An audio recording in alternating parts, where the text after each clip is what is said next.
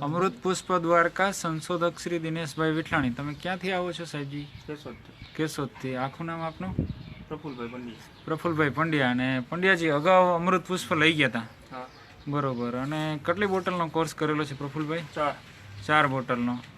એટલે અગાઉ અમૃત પુષ્પ લીધા પહેલાં તકલીફો શું જણાતી હતી? પેટમાં ગાંઠ છે. હા હા. એટલે બીજું જમવાનું ન હાલતું, એ બધું અમૃત પુષ્પો લીધા પછી રેગ્યુલર હાલે. બરાબર. અને આપ ફરી પાછું દ્વારકા કેન્દ્ર ઉપર અમૃત પુષ્પ લેવા આવ્યા છો, બરાબર? આપનો મોબાઈલ નંબર જણાવો પ્રફુલભાઈ. 99 બરોબર. અને સાથે તમારી સાથે રમેશભાઈ પણ આવ્યા છે, બરોબર છે? કે જલારામ મંદિરનું સંચાલન કેશોદમાં કરો છો, બરોબર ને? શું કહો છો દિનેશભાઈ વિઠલાણી વિશે એક મેસેજ આપો તમે.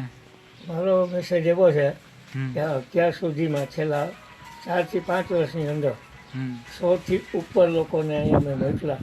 દરેકને પરિણામ સારા આવ્યા.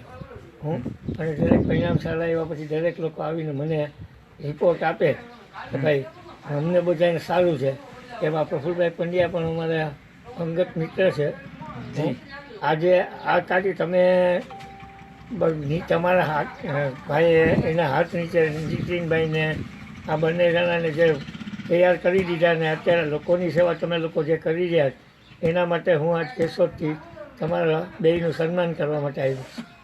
સરસ સરસ. અને અમૃત પુષ્પ વિશે તમારું નિવેદન કે શું છે? નિવેદનમાં એ છે કે કોઈ પણ માણસ અત્યારે જેને પણ આપણે કીધું અહીંયા મોકલા, પોતાના રિપોર્ટ લઈને આવ્યા અને એ આપની અહીંયા આવીને પણ પોતાની તરફ તમામ બાબત આપવાની, એવા સમાચારમાં દેવાના, એ પણ મેં એને કીધેલું છે.